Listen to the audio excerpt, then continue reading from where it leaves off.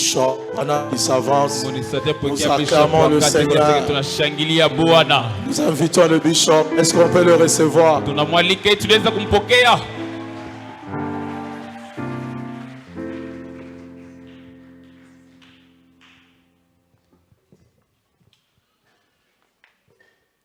Alléluia. Amen. Est-ce qu'il y a une maman qui peut acclamer le Seigneur?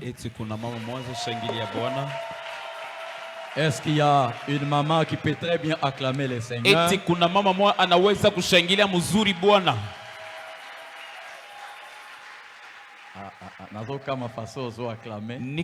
c'est pour moi. Acclamez maintenant pour le Seigneur. Nous allons nous tenir debout. Nous allons nous tenir debout.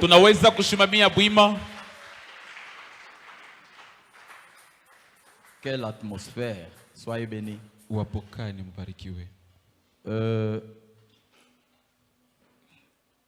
Que le Seigneur vous bénisse. Est-ce que quelqu'un peut saluer 2-3 personnes à côté de lui? Un petit désordre organisé, ordonné. Tu lui dis tu es béni.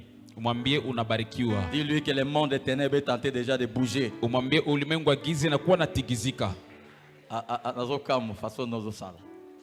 Déplace-toi là où tu es. Salut 2, 3, 4 personnes.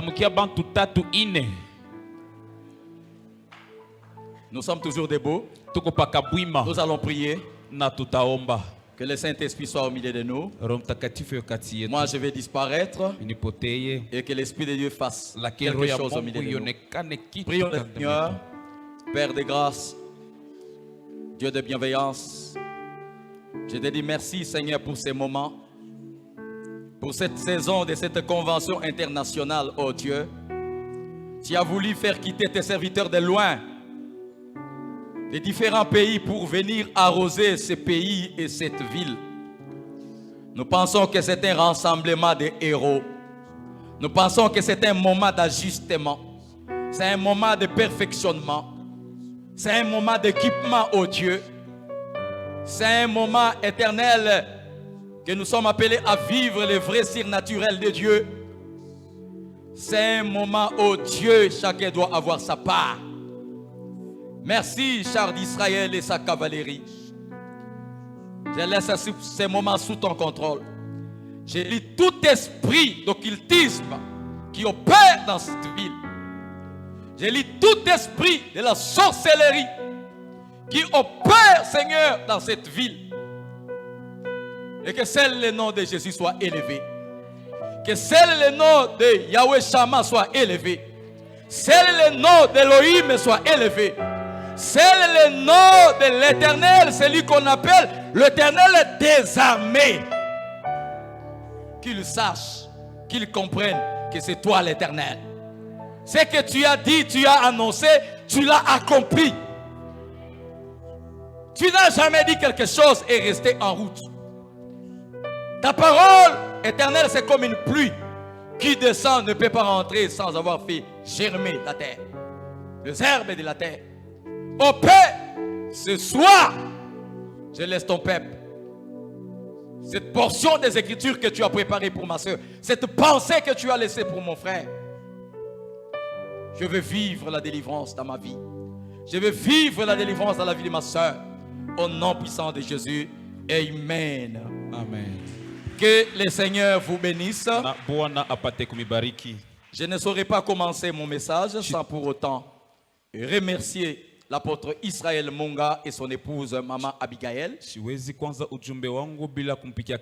Et j'ajoute encore Maman Abigail Monga. Nous sommes bénis pendant ces assises. Je salue tous les évêques de la communauté Arche Source de Vie qui sont venus participer activement à ces assises. Je salue aussi les bureaux apostoliques. Et je salue aussi tous les pasteurs de la communauté qui sont représentés ici et ceux qui ne sont pas là. En leur titre et qualité, qu'ils soient bénis. Bien-aimés, ce soir, J'ai un thème qu'on m'a donné, c'est un thème particulier. Je salue tous les orateurs qui ont été alignés pendant ces assises. Nous avions richement été bénis par le bishop de l'Afrique du Sud. Nous avions été bénis par Papa Nzouzi des Cités de Paix. Je salue Maman Hélène qui est aussi là. C'est une maman bien, elle nous a bénis à Kolwezi. Elle a aidé les mamans avec des enseignements très solides. Et nous pensons que l'année prochaine, elle viendra avec maman Abigail et maman Eugénie. Que Dieu vous bénisse. Mon thème se trouve dans le livre d'Exode chapitre 22. Vous allez remarquer dans certaines versions, on parle d'Exode 22, 18. Dans d'autres versions, Exode 22, 17. Mais là où vous allez voir, on parle « Tu ne laisseras pas vivre la sorcière ». Un terme très compliqué. Il dit que l'apôtre est allé chercher ça dans un laboratoire. Ne pas laisser en vie la sorcière. Des versions améliorées, ils ont parlé de la magicienne. J'étais en train de réfléchir. Depuis qu'on m'avait donné ce thème, chez moi à Kolwezi, j'ai préparé. Mais le diable est fâché. Le diable est fâché. J'ai dit, je vais laisser madame comme madame, maman, je vais partir. Je suis allé quelque part après avoir préparé mes enseignements. Je suis arrivé au niveau de Alilak. J'ai dit, j'achète un peu quelque chose de frais. Que je vais mettre dans le frigo de la voiture. J'avais deux mallettes en main. La mallette noire qui est là-bas. Il y a deux ordinateurs. Un ordinateur qu'on m'avait offert par le ministère des Finances. Un autre m'appartient. C'était dans la mallette. Je suis arrivé au niveau de la Lilac. Depuis hier, le diable était fâché. Il m'a attaqué avec des migraines. J'ai dit néanmoins, aujourd'hui je suis devant le Seigneur. Si tu veux m'attraper, viens m'attraper ici. Dans les champs de bataille. Je descends au niveau. Ça me fait d'abord rire. Hein? Je descends au niveau d'Alilac. J'entre dans l'alimentation, j'ai acheté mes frais. Je suis descendu, j'ai dit que j'envoie à maman pour qu'il envoie un monsieur qui fait les fenêtres à l'église. C'est RTL là-bas, j'ai envoyé à maman l'argent. J'ai pris cet argent, j'ai mis toujours dans les frigos du véhicule. Derrière mes deux mallettes. J'avais une enveloppe en francs, une enveloppe en dollars. J'ai mis là-dedans. Aujourd'hui, je vais être vraiment à temps à l'église. Je ne vais pas venir après la porte. Je suis arrivé, la porte n'était pas là. En descendant, le protocole me demande si je peux faire quitter les mallettes. Je regarde, il n'y a pas de mallettes. Tout ce que j'ai préparé, ils ont pris. Heureusement, ils ne m'ont pas pris la tête. Hein? Amen. Amen. Je suis rentré avec Jordan, on a cherché, on n'a pas trouvé. Quand je suis monté dans le véhicule, j'ai vu un groupe de chègues qui étaient là. J'ai dit, mais ce sont les enfants de papa Israël. Tous mes livres, tout ce qu'il y a là, on a volé. Alors, je me présente devant vous pour vous parler de la part de Dieu. Les diables qui le veulent, qui ne veulent pas. Je vais parler. Que Dieu vous bénisse.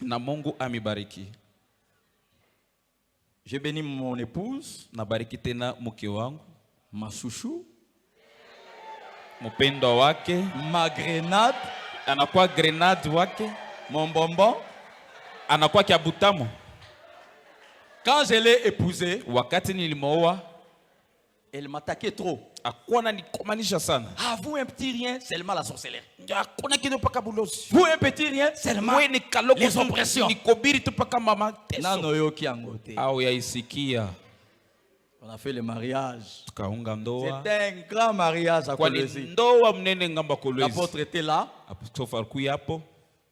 Je lui ai dit, tout ce qu'on nous a donné comme cadeau, que ça n'entre pas dans la maison. Laissez ça à l'estrade là, à l'étage, au véranda.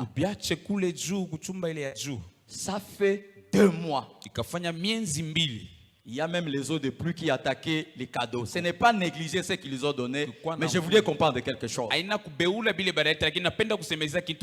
Après 2 mois, on a prié pour ces choses.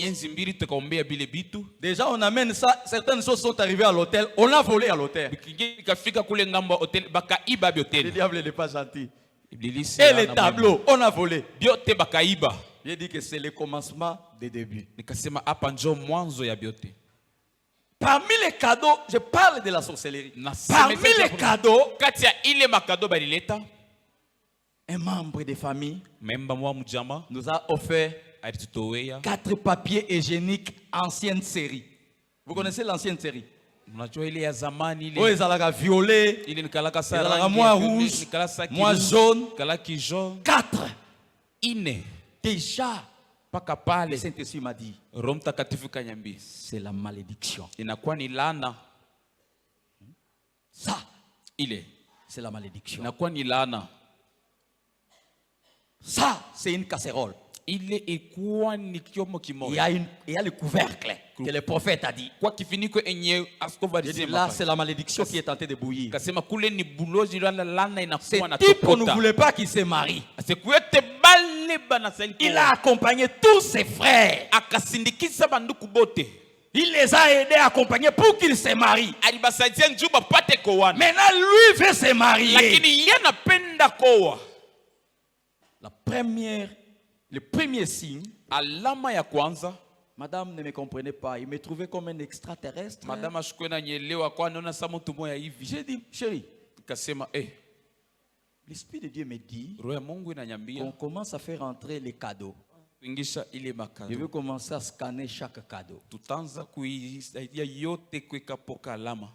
Le premier cadeau, c'était le papier hygiénique. Le monde dans lequel nous vivons, la méchanceté a quitté l'église, a quitté nos familles, a quitté nos villages.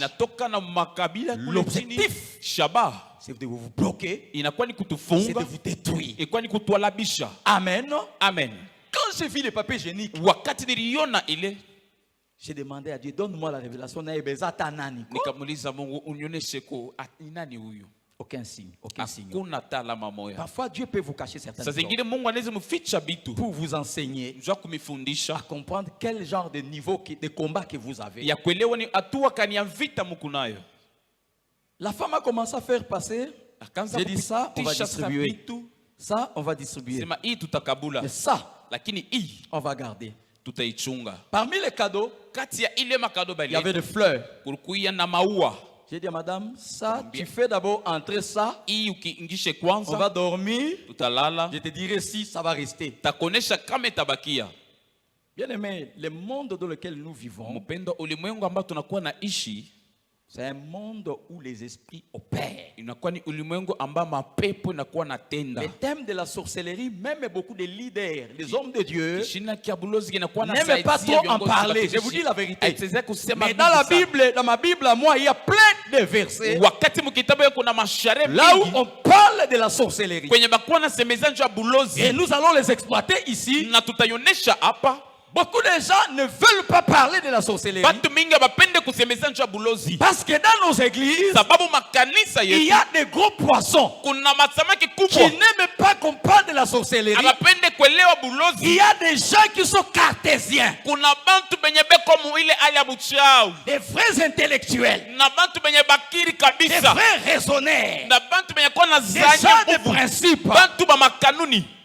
Yo ya na Bruxelles bando bela mango bakindoki. Bako bima mana église batiki yo. Wanso bonesha babulozi batatoka banachikuko batu. Qui ont cru à la sorcellerie. Benye baramini kubulozi. Certains quand ils ont étudié. Ni kweli wakati balifunza. Certains quand ils se sont mariés. Ni wakati baliowana. Certains quand il y a eu une maladie dans la famille. Pengine wakati kuya magonjwa mjama. D'autres il y a eu des morts qui se sont succédés. Pengine wakati kifo kilibapata. Beaucoup ne se sont pas encore bien convertis. Pengine abaya badilika. Ils sont dans nos églises par peur. Mais moi je suis en train de dire à quelqu'un, tu n'es pas ici par peur. La sorcellerie c'est rien. C'est une puissance. La plus dernière puissance. L'apôtre Paul dit ceci. Nous n'avons pas à lutter contre la chair et le sang.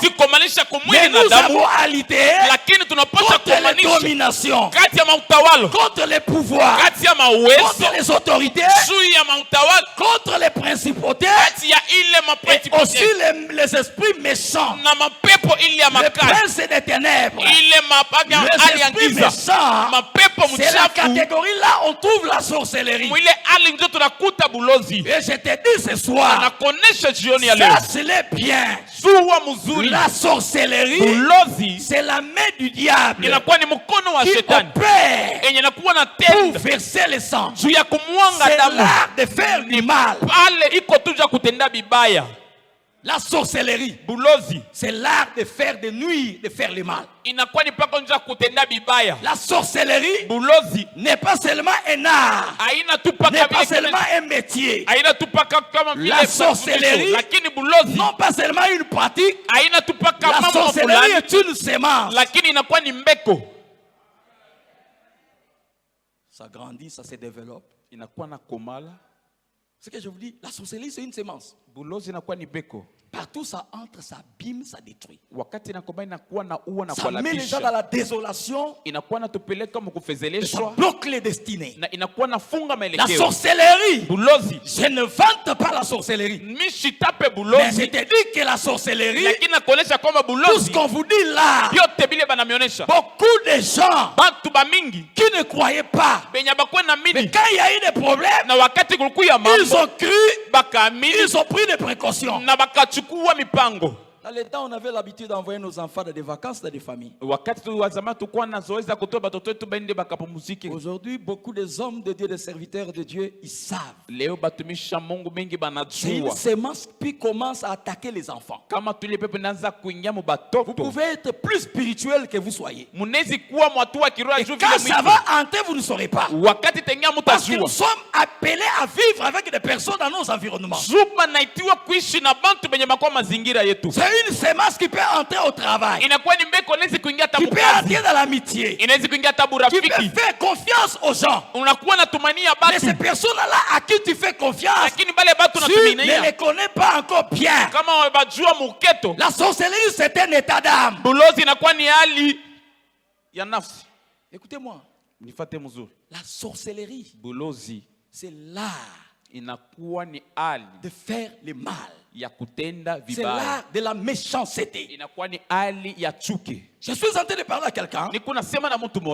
Je vais insister aujourd'hui aussi sur l'occultisme. La plupart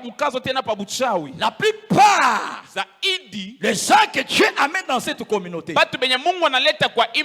je vous dis 80 à 95% sont des personnes blessées, frustrés, qui ont vécu dans des familles dont les pères adoraient différents dieux, dont les pères étaient dans des sciences occultes. Si tu veux me contredire, dis non. Dieu va opérer. Vous savez, j'ai toujours suivi des hommes de Dieu, même dans les réseaux sociaux, dans les enseignements. Quand Dieu appelle la sorcellerie, c'est la sorcellerie. Quand Dieu appelle la divination, c'est la divination. Quand Dieu parle de l'astrologie, c'est l'astrologie. Quand Dieu parle des gens qui invoquent les esprits, les prédiseurs d'avenir, bien-aimé, chaque valeur, chaque activité a un nom. inakuwa na jina. La divination, c'est la divination. Bumungu ni bumungu. La magie, c'est la magie. Buchawi ni buchawi. Nous tous qui avons grandi Wote hivi dans tunakomala. les écoles, dans les milieux où nous avions évolué, Masomo wala mafashi on a tulikomala. toujours pensé que la magie, Tunazania kama buchawi. la magie, Buchawi ce sont les gens qui venaient à l'école ni bale bantu bakwa produire masomo. les pigeons et les mouchoirs. Kutocha ile mavitambala na bandeke. Ça, c'est le niveau le plus bas. Ile ni hali ya chini. Ça, ce sont souvent des pratiques mensongères. Ile inakuwa ni bimama bimoya bya bongo. Est-ce que quelqu'un me suit? Eti mtu mwana nifata. La magie dont on parle de la magie dans la Bible, Buchawi bonye tunakuwa nasema Biblia. ce n'est pas ce que nous avions vécu. Aina bile shi tunaishi. Aujourd'hui, même dans les ministères, les gens ont fait entrer ces choses Leo hata muuduma bantu banengisha bile bitu. au travers certains petits objets. Kupitia tu mabintu kidogo. Qui a dit que pour être pasteur, Nani anakuambia njoo kuya il faut mchungaji? avoir une grande chaînette ici, Inabidi kuwe na kisheneti ya avec une kinene grande croix. na kuya na kimsalaba Jésus même n'en kinene. portait pas, Yesu mwenye ashukwe na ivala avec des grosses bagues na bile bintu qui ont les formes de l'œil. benye bikusa vile ali alicho. Qui a dit que si vous êtes un homme de Dieu, vous devez avoir des mouchoirs de couleurs? Nakwambia sasa juu kwa mtumishi inabidi kuwa na vitambala vya Donc marangi. le diable est vraiment organisé dans sa façon de faire les choses. Ibilisi anatayarisha mzuri munamuna yake ya kutenda. Il n'opère plus comme il opérait dans le temps. Ashitende tena mwakati ya zamani. Les Occidentaux nous ont trompés. Na bale ngambo kule Les balitudanganya. prêtres nous ont trompés. Bale bapadri banatudanganya. Ils ont pris la sorcellerie comme des signes de mythologie. Bakabeba ile bujo kama vile maalama ya hali ya mzuri. Et leur manière de présenter la sorcellerie, Na namuna bakonesha bulozi. c'est une femme qui est sur un balai qui vole. Ni kama vile mwanamke asha kupanda Aujourd'hui, na ils luka. transportent tout ça dans les dessins animés dans nos maisons. Leo beko na bileta mu Où mafilamu on na apprend manyumba. nos enfants la magie. Mwenye bakwa nafundisha batoto yetu On buchawi. apprend nos enfants comment sauter, comment voler dans l'air. Banafundisha batoto namuna kanya kuluka namuna kanya kubadilika. Écoutez, Nifate mzuri. il n'y a plus les ciné. Kuna tena ile Là où nos enfants allaient au cinéma pour voir des histoires. kule batoto bakwa naenda njoo kwenda kona Les cinémas, mafilamu. c'est dans leur chambre. Ile mama wa filamu aina kotena. Je vais vous parler d'où est venue la sorcellerie. Tamionesha ni wapi kule kunatoka bulozi. L'origine de ces choses. Na wanda ibi bitu.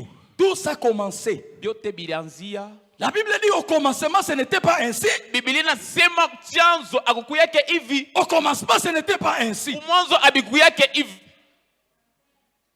Bien-aimés, suivez-moi bien. Mpenda mnifate mzuri. Au commencement, ce n'était pas ainsi. Mwanzo abikuyake hivi.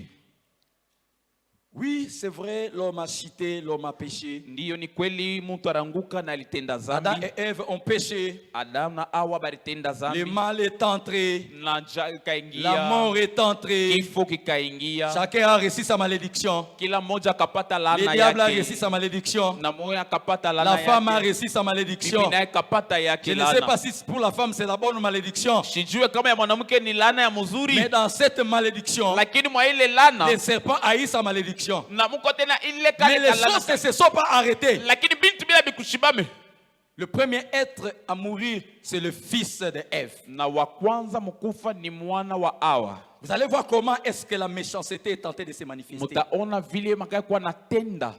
Aujourd'hui, la méchanceté Leo chuki a quitté différents terrains de combat, inatoka mafasi ya kuachana mavita. arrive même dans l'église. Inafika mpaka na mkanisa.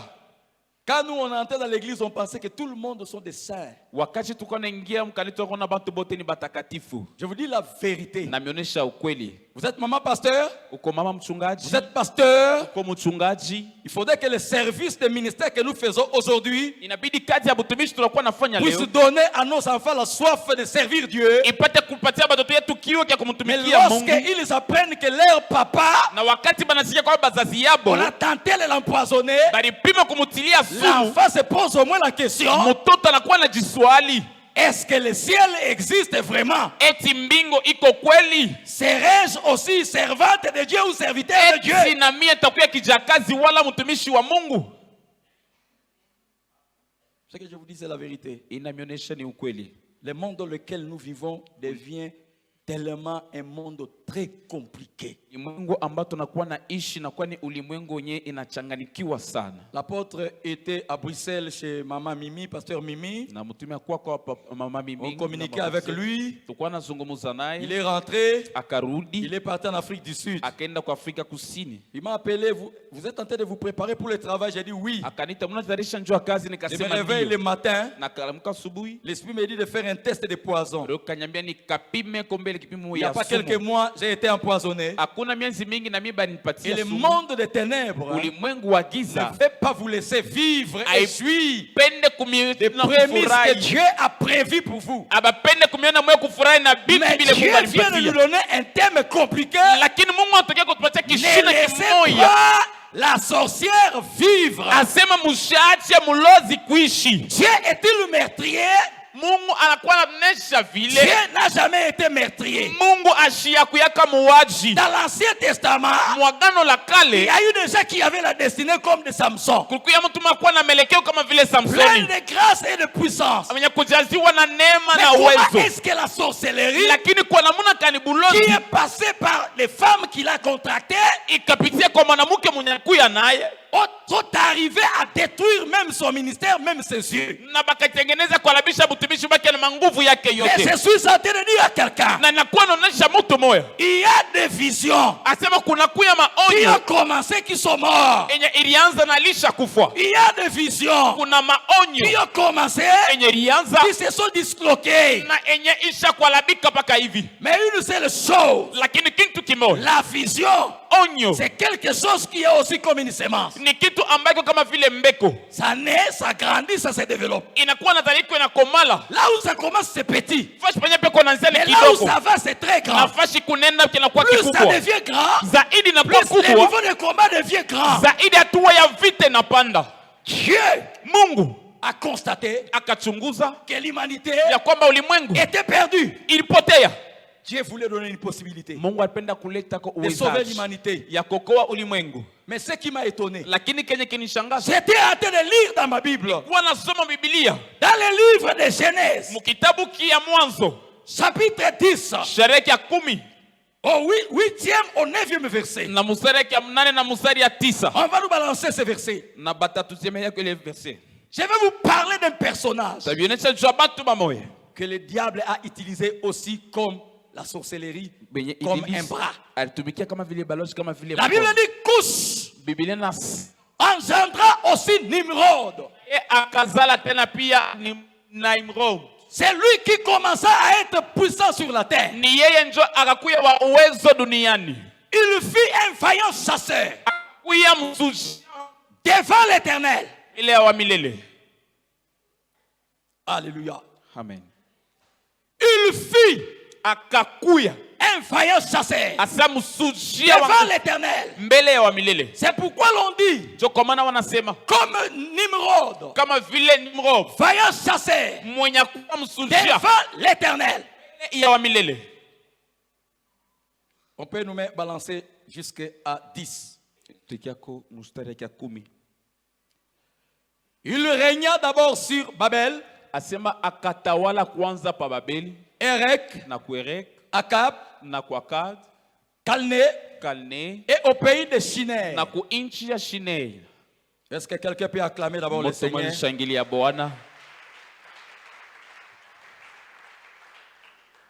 Dans le plan de Dieu,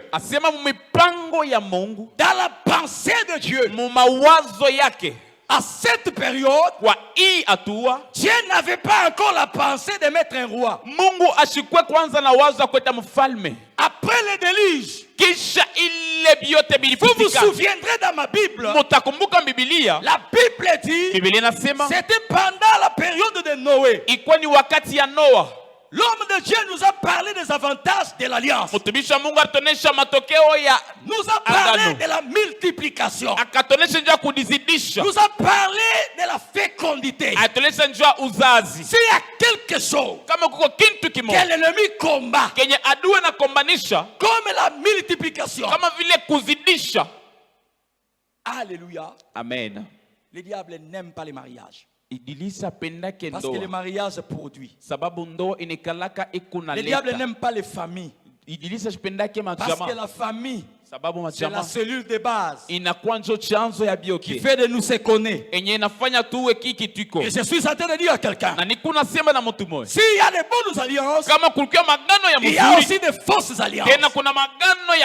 Dans la pensée de Dieu, Dieu n'était pas prêt parce qu'il devait préparer l'homme. Il a dit à Adam et Ève, je vous ai placé dans Éden. Éden était une maquette du monde que Dieu voulait. Un monde parfait. Un monde perfectionné. Un monde du surnaturel. Dans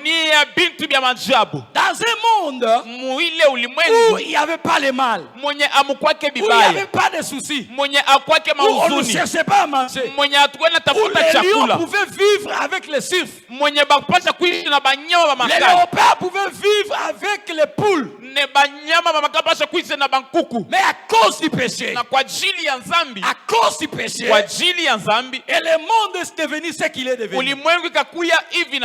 Dieu avait établi des juges. Dieu avait établi des sacrificateurs.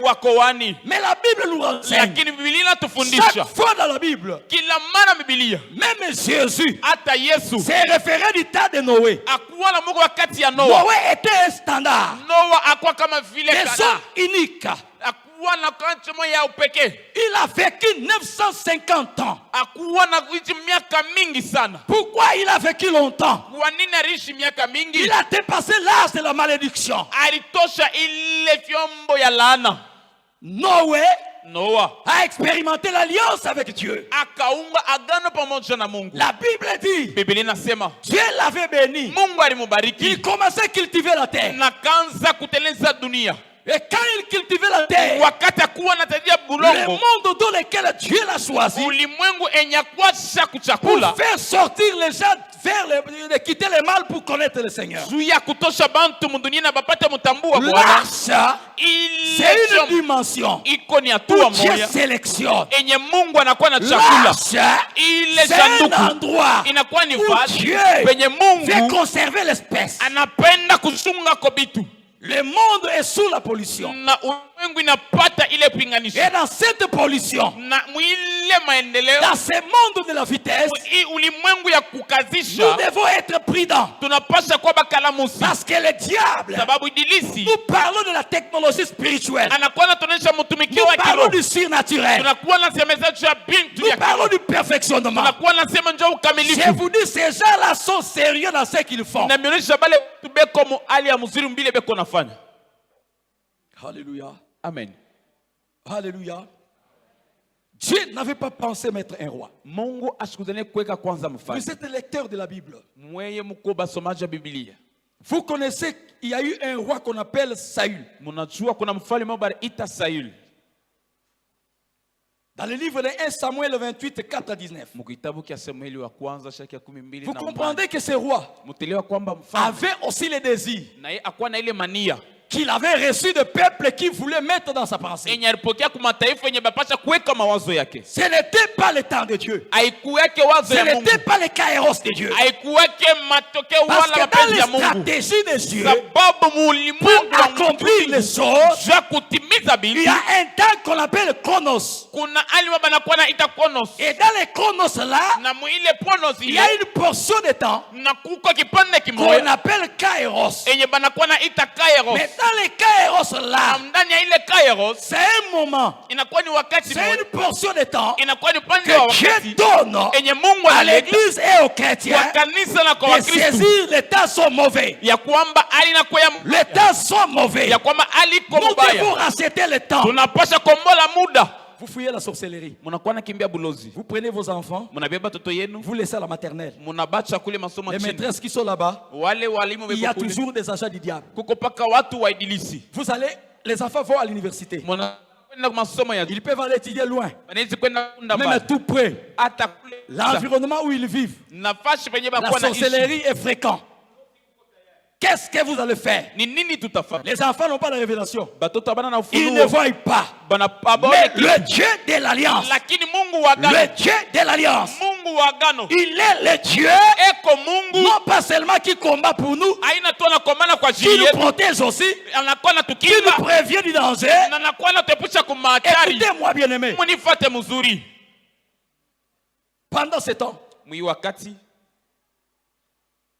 il y a eu un homme, nous venons de lire, qui s'appelait Nimrod. Nimrod, c'est le premier homme, amen, à devenir roi sur la terre. À part Jésus, bien sûr. Amen. Nimrod est le premier homme. Vous allez vous poser la question. On nous a dit Nimrod vient de Couch. Couch engendra Nimrod. Nimrod, lui aussi, Couch aussi, il est petit-fils de Cham. Amen. Cham, c'est le fils de Noé. Au point de qui Noé avait maudit. Et Noé avait libéré une parole pour dire: tu seras esclave des esclaves de tes frères. Je préfère être esclave. Que Dieu a parlé dans le livre de Proverbes. Les livres de Proverbes disent ceci: il y a deux choses qui font trembler la terre. Il y a trois choses qui font trembler la terre. Il y en a même quatre qui font trembler la terre. Et parmi ces choses, c'est de voir un esclave qui vient à régner. Quelqu'un a dit: j'ai vu des princes monter sur le chevaux. Personne n'acceptera dans ta famille qui vient là où il y a trop de sorciers, dans la famille de ton père, dans la famille de ta mère. Il y a dans des familles, vous allez voir votre papa à vous, c'était lui qui était la tête. Ses petits frères, ses cousines, ses nièces. Votre papa a fait grandir des gens dans votre maison. Il y a des gens dans ce monde qui ne peuvent pas être bénis. Votre père vous a privé même de certaines ressources pour payer les universités de certaines personnes. Dans la famille, au moment où vous n'avez même pas atteint l'université, c'est pas mauvais d'aider les gens dans la famille, mais ça ne doit pas être une servitude. Être esclave, c'est une chose. Mais être esclave des esclaves de tes frères,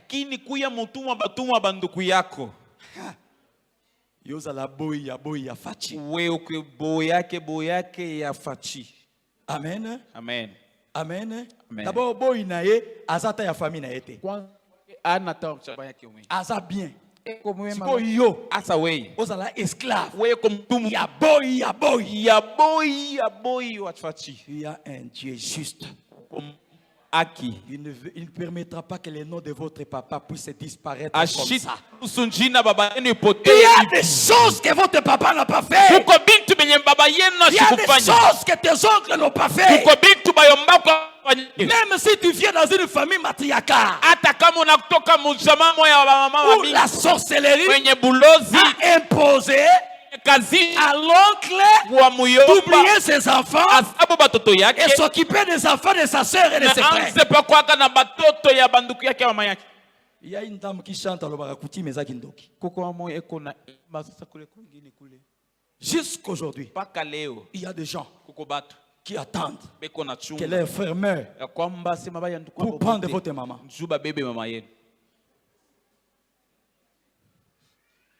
Bien aimé, Nimrod fit un roi sur la terre.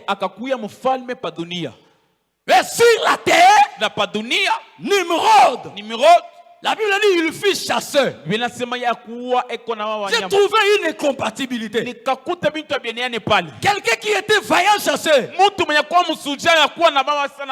devenir roi en dehors de la volonté de Dieu. Beaucoup de gens aujourd'hui qui veulent la grandeur, qui veulent être puissants. Mon frère, tu es dans le ministère. La terre. Malembe na nzambe. Pole pole na bya Mungu. Kosimba na biloko basimba. Utabamba na bile benya babambaki. Tika nzamba pusa yo. Acha Mungu akusukume. Okosimba kisi. Utabamba madawa. Obando tangana za mwana papa Israël. Israël alobi te na yebi ete. Ni mtoto ka papa Israël anakuambia sema mishi kufamie. Jésus vient, il te pose la question. Ni kozesa kuuliza swali. Qui es-tu? Uko nani? Je suis évangéliste. Mie nipeleka injili. Archibishop. Je ne t'ai jamais connu et je ne te connais pas. Frère, ma soeur, dada, Dieu avait une raison. Mungu akuwa na dit de ne pas laisser la sorcière, de ne pas laisser la magicienne en vie. Uzima. Vous avez beaucoup souffert. Vous êtes de belles filles. Amen. Makazi, muko na pata. Vous avez ma faveur, muko na pata. Vous avez de faveur. Pas qu'un mariage. Le mariage. On a déjà bloqué. Là-bas, on a déjà bloqué. Tu aimes beaucoup prier. Les prophètes, on a 30. Les prophètes, on en a beaucoup. On va t'imposer les pieds. On te pose les genoux. Kouyako insaisissable. Insaisissable. Faut pas rester tel que tu es. Il y a des gens qui viennent chez Dieu, mais ils ne veulent pas laisser la prostitution. Ils ne veulent pas laisser les maris d'autrui. Tu es joli. On te fait passer le temps inutilement. Il y a une saison dans cette convention internationale. C'est que le pasteur, le bishop de l'Afrique du Sud a parlé ici. C'est que Papa Nzouz a parlé ici. Que ça soit une intercession pure. Dans l'église, on a besoin de vrais. Des gens qui sont vrais. Ce que tu dis, et ce que tu es, et ce que tu vis.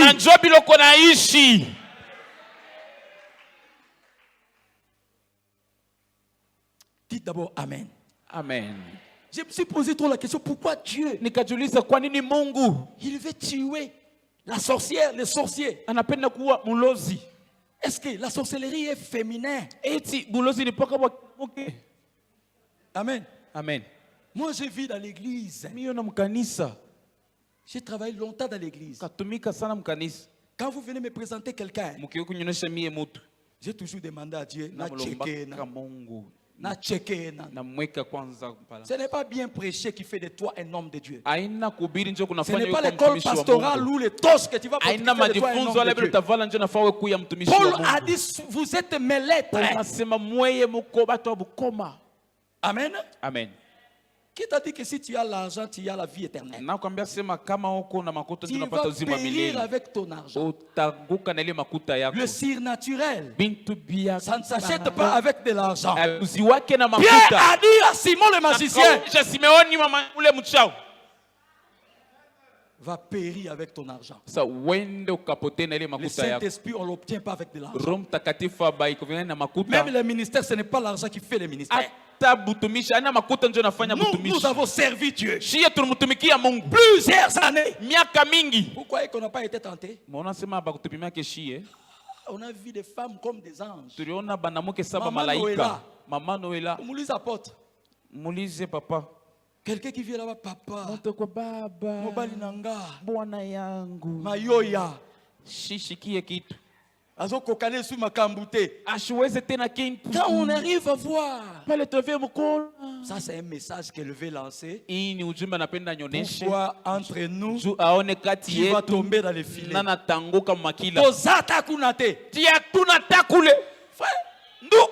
Nous avions servi. Même la nuit, les véhicules sont dehors. Demandez au pasteur Isaac qui est là-bas. Pasteur, ça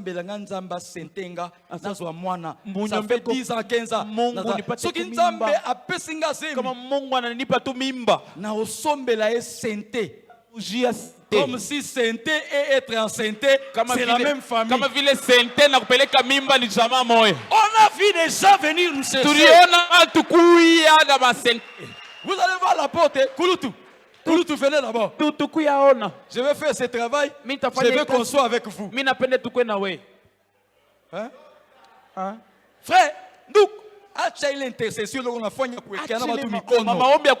Utasukuma Bible na mukolo. Demandez combien de frères à l'université qui sont tombés en train de faire la délivrance dans la chambre. Tous les tombés ne sont pas de vrais tombés. Moi, quand je prie pour quelqu'un, s'il tombe, je dois savoir si c'est le vrai tombé, si c'est le vrai tombé. Oye kosolola na pasteur. Oye kosolola na pasteur. Et comme ma solo ya serpent na Ève. Inakuya mambo sasa ya serpent na Ève.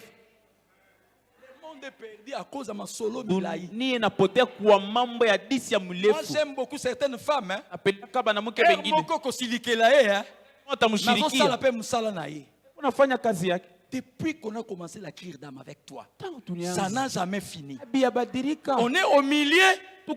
Tu es déjà avec les frères Georges à la montagne. Moi, quand je fais le travail, tu me parles de frères Enoch et tout ça.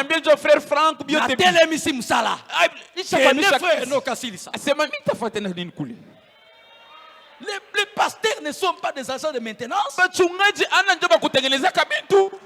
Les pasteurs ne sont pas des morceaux de bois.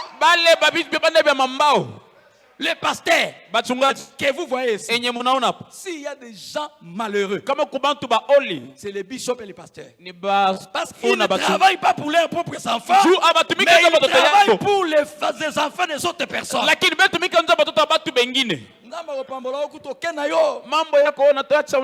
Tu ne viens même pas à l'église, papa, je n'ai pas le temps.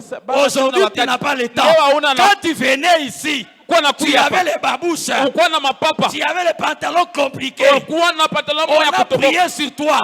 La grâce de Dieu. À un certain moment, l'onction ne doit pas gaspiller. Jésus a dit, gardez les 12 paniers là. Il y a des gens qui viennent pour le pain.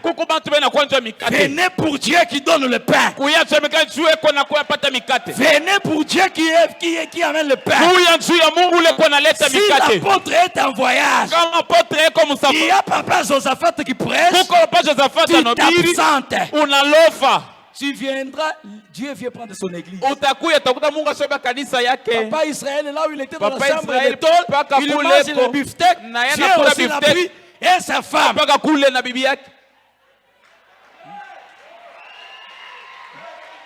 Écoutez, Dieu n'est pas fou. Il pouvait tout faire pour nous. Mais il cherche toujours un canal par lequel il doit passer. Et ce n'est pas n'importe quel canal. Des bons canaux. Déjà intègres. On nous a parlé de la paternité ici. Il y a parfois quelqu'un qui dit, papa, c'est lui mon papa. Parfois moi-même je me doute et je dis,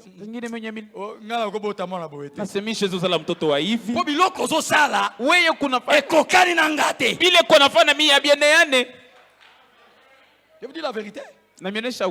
L'église. Kindoki, ce n'est pas seulement Kuluka Yuru. Buloji anapa kupepuka bushiko. Buloji. La personne qui fait des bonnes choses et toi tu es là pour lui détruire.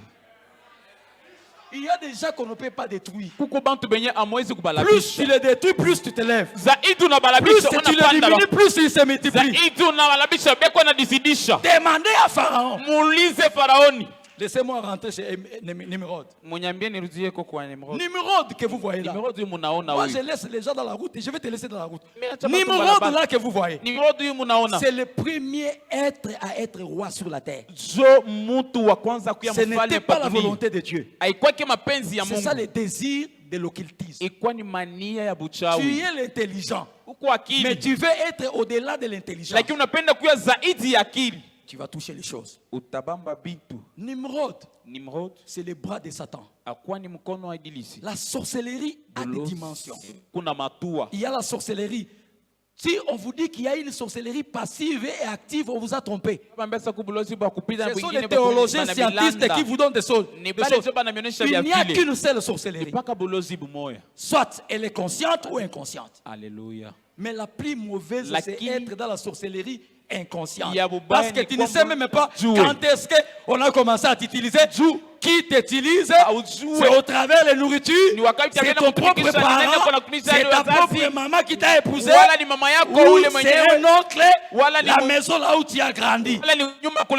La sorcellerie inconsciente, elle est bien définie comme l'état d'âme d'une personne qui ne veut pas vivre une vie, mais qui voit cette vie-là se reproduire dans sa vie. C'est l'état d'une personne qui est contrôlée par un esprit guide. Et cet esprit guide, la sorcellerie inconsciente, elle travaille dans l'âme. Elle travaille aussi dans le sang. Mais la sorcellerie inconsciente vient dans des familles où les parents ont servi dans la sorcellerie, où les parents étaient occultistes. Et la sorcellerie inconsciente, c'est une sorcellerie qui opère contre la volonté de la personne. Mais il y a une volonté d'une personne qui a l'autorité familiale, qui peut vous avoir vendu ou livré. La Bible dit Israël fit ce qui déplaît à l'Éternel, et Dieu le livra à la merci de Madian. À cause de Madian, Israël fut malheureux. Moi, j'ajoute encore pour accompagner Dieu. Selon l'esprit me dit, non pas seulement ils sont devenus malheureux à cause de Madian, c'est parce qu'Israël a ouvert une porte. Moi, je sais une porte. C'est Jésus de Nazareth. Il est la porte. Il est le chemin. Il dit, venez à moi. Pour tous qui êtes fatigués, je vais vous donner le repos. Regardez Nimrod. C'est le premier occultiste que jamais la Bible a parlé de notre, qui a voulu s'opposer à Dieu. Le nom de Nimrod, en hébreu, ça signifie Nemrod aussi.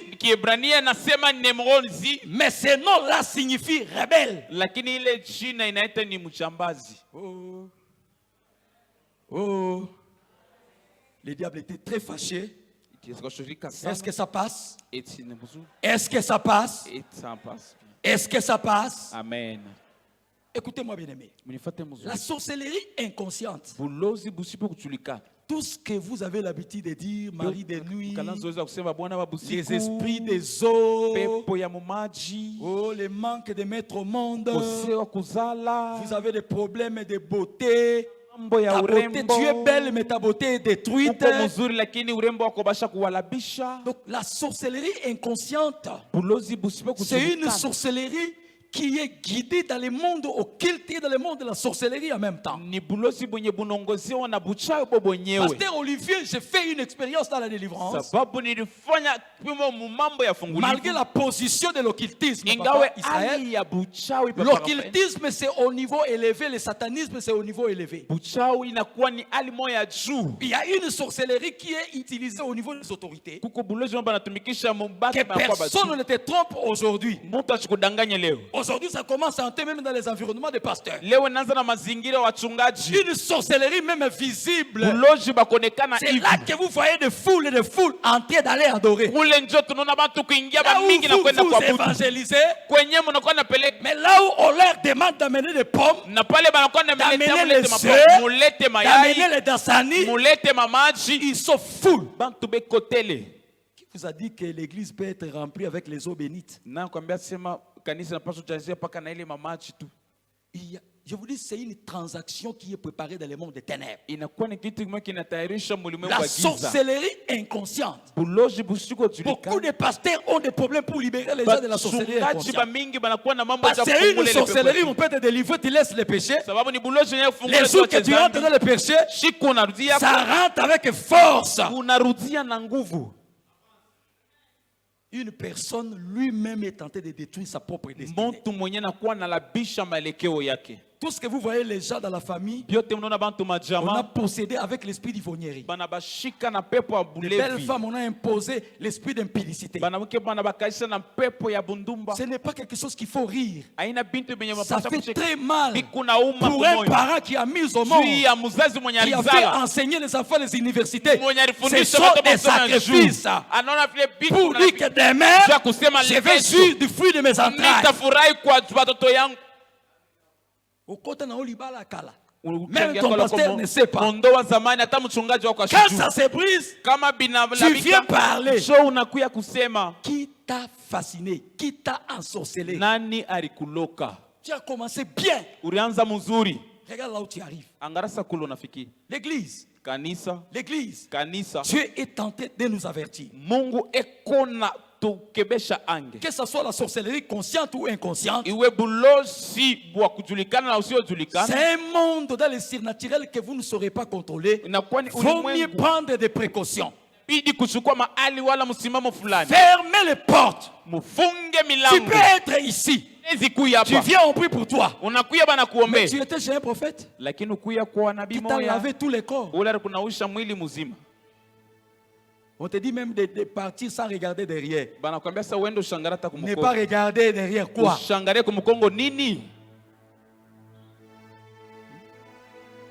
Frère, Magamonza beza compliqué. Yondo zorandango compliqué. Uza mutumuko béni. Uko muntu mwenye kubarikiwa. Uza mutumuko zo vivre, il faut vivre destiné. Uko muntu unapaswa kuishi malekeo. C'est toi l'espoir de ta famille. Wenzio jamaa inatumainia. Licencié en droit. Licencié en économie. Licencié en économie. Licencié en mathématiques nucléaires. Licencié en mathématiques nucléaires. Mais tu vis dans une cabine publique, en train de mettre le téléphone des gens. Comment la sorcellerie peut prendre quelqu'un qui était tout un directeur dans la famille, qui n'a même pas un terrain, même pas de pièces? Ça doit t'interpeller. Tu es quantième de la famille? Dans ta famille, on peut dire que ta famille est fière de toi. Que Dieu t'aide. Que Dieu nous aide.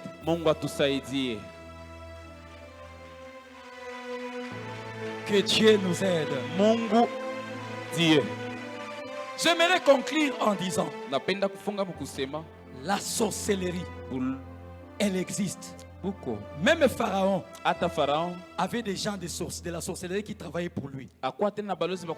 Mais lorsque c'est Pélisanga, Moïse devant Pharaon, Moïse et Aaron devant Pharaon. Ce que je regrette, le miracle que les enfants d'Israël ont vu, ils ne pouvaient pas être incrédules. Aaron ne pouvait pas faire les veaux d'or, parce qu'il a vu comment Dieu a pris les bâtons de Aaron et de Moïse transformés en serpents. Le surnaturel aujourd'hui est devenu comme quelque chose de dérisoire. Les gens jouent avec les miracles.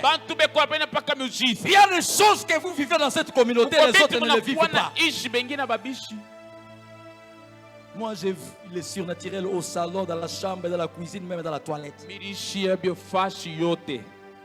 Je reçois parfois certaines personnes, je les laisse au salon. Je commence à prier. Même si j'ai un besoin d'humanité, je pars de la toilette. Là où je suis, je continue à prier. Je dis, dès que je vais rentrer, Seigneur, je vais trouver tous les démons partis. Quand je viens, je trouve tous les démons sont partis. Les surnaturels existent. Je prends mon café en train de boire le café. Aujourd'hui, l'ennemi veut détruire nos enfants. Ce n'est pas tout le monde qui peut être ami de vos enfants. Sécurisez vos enfants, parce que l'ennemi, même dans la sorcellerie, la sorcellerie ne peut pas te détruire si elle n'a pas trouvé une porte ou une permission par un enfant ou par quelqu'un de la famille.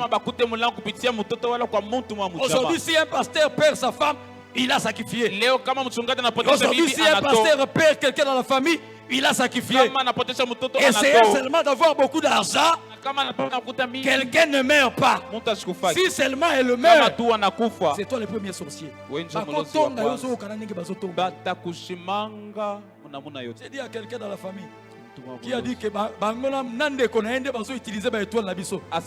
lui ai dit, même si j'étais sorcier, je n'utiliserai jamais ton étoile. Parce que ça n'arrive même pas à tes produits, à toi-même les intérêts.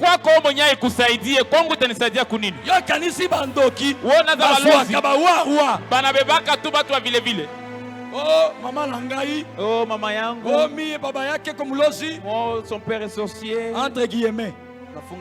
Tous les parents qui ont travaillé dans la sorcellerie ont toujours une poignée de personnes qui les utilisent dans la sorcellerie inconsciente. Vous allez voir dans une famille, papa s'entend avec sa fille, mais la maman ne s'entend pas avec sa fille. Soit c'est la fille qui est dans un état spirituel négatif, soit c'est le papa qui prend la fille. C'est faisable, c'est réel. Le mari de nuit n'existe pas. Vous êtes là et moi. Je ne peux pas parler, les enfants sont là. Ça ne vous arrive pas. Ça vous arrive. Tu dis à ta femme, chérie, je ne comprends pas. La frère. La femme fait sa posée dans les mbi.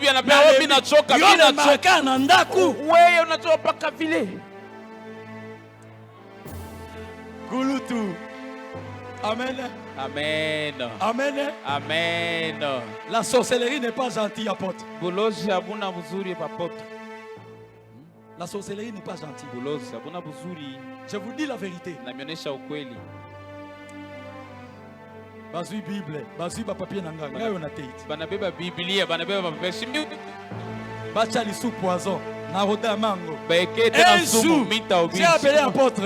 Apôtre. Quand il était dans le début du ministère avec certains frères que je ne saurais pas citer. Osa wapi, Osa, Kulutu, Kulutu, Osa na docteur Antoine. Ah, babomeli biso mesa. Ah, banatua la bicha mesa ya fille à Salomon. Une mesa Salomon. Terrible. Je lui ai dit que moi j'ai prié. Je vous ai vu entrer une femme en train de vous servir sur la table. Je lui ai dit ne mangez pas. Demandez à docteur Antoine.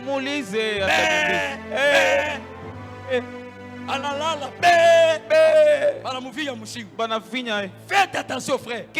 Beaucoup de serviteurs qui aiment trop manger. Tu ne dois pas manger n'importe où. Tu ne dois pas manger n'importe où. Oh, surtout les mamans, les sœurs là qui sont très de veuves endurcies. Ozo makamu na onyoso kusilise pa pasteur akomina koyokelo mawa na mawa wana paka mwile buloba bule la porte uko nafungula mulango yamba mutu sambelela ye soke bimite mema e pa pasteur kama eloko kama asalisie utafuta le pasteur kuna nguvu amusaidi biso lokota na domaine ba tuté o mona ka porte lobia kende mona yo mona papa osilis dans ces domaines là mwile mambo. Faites attention. Que Dieu vous bénisse. Oh, amen.